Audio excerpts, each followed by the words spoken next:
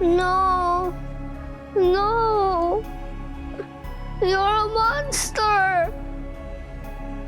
Go away! You're a monster!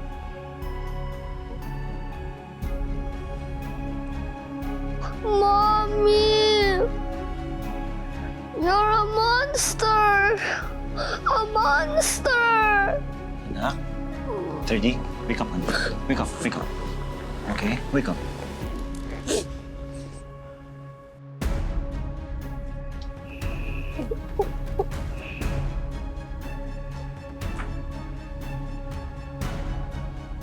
Ana.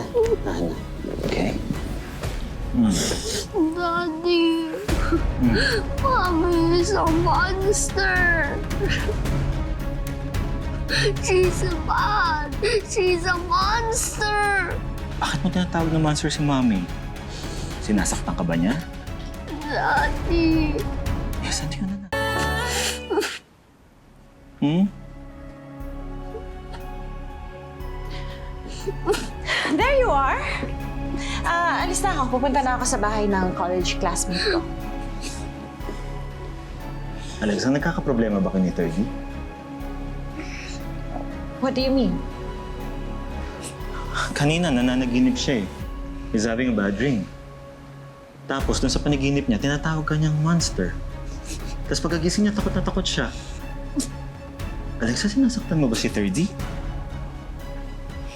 Ha?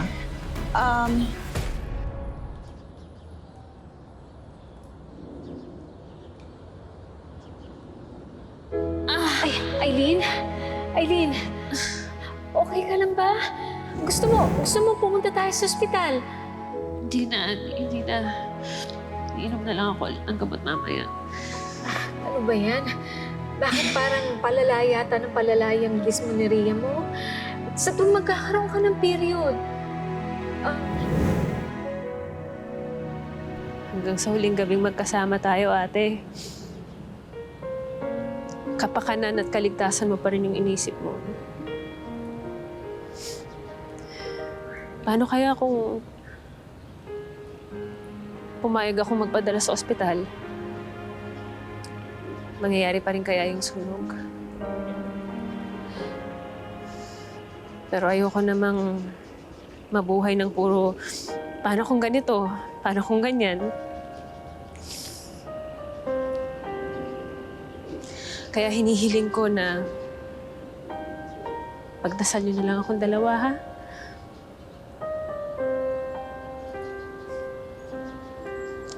Baka naman pwedeng magkaroon ng milagro at mawala na lang yung sakit ko, di ba?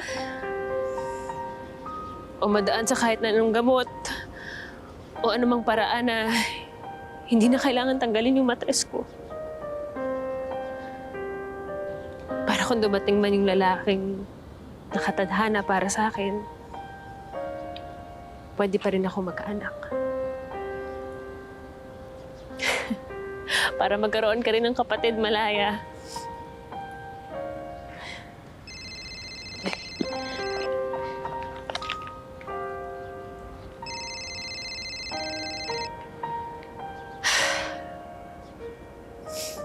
Pero sa ngayon, kailangan ko munang isubsob yung sarili ko sa trabaho. Para hindi ko na iniisip tong pinagdadaanan ko tsaka yung sakit ko. I love you, ate. I love you, Malaya. Hanggang sa muli kong pagdalaw.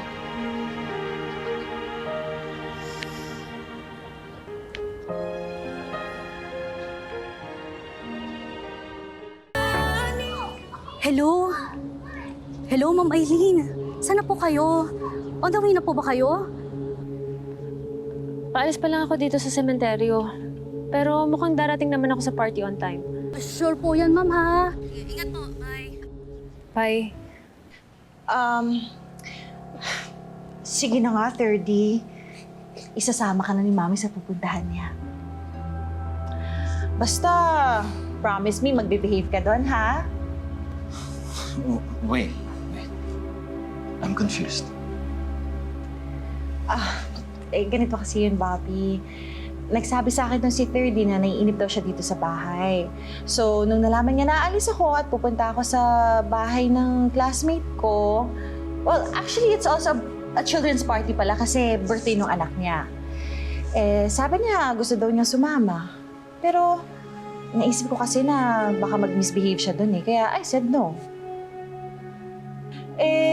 Makulit pa rin. Kaya ayun, tinakot ko na sabi ko, I will turn into a monster and eat him alive. Pero syempre, joke lang yun. Hindi ko naman alam na madadala niya hanggang sa panaginip niya. Is that true, anak? Yes po, Daddy. It's just a bad dream po. See? Good boy ka naman, di ba? Hindi mo bibigyan ng sakit ng ulo si Mommy. Yes po. That's my boy. Okay? Alam mo ba kanina pa kita hinihintay na magising? Kasi I have a surprise for you. Really, Dad? Yes! Wait. Here you go. Wow, ang ganda po! Thank you, Daddy. O, suotin mo na. You're welcome. You look good. You look handsome. O, basta mamaya isuot mo yan dun sa party, ha? Okay? Yes po. O magbihis ka na, 30. Yaya! Mag-ready kayo! Sasama ko kayo sa party!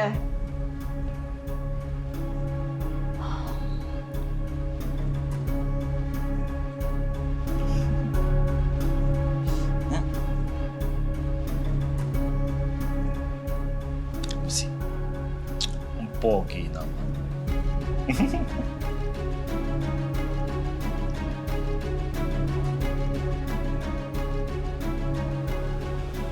Excited ka na dun sa party? Yes po. Magpapakabayad ka dun, ha? Opo. Bibigyan ng sakit ng ulo si Mommy. Yes po. Okay.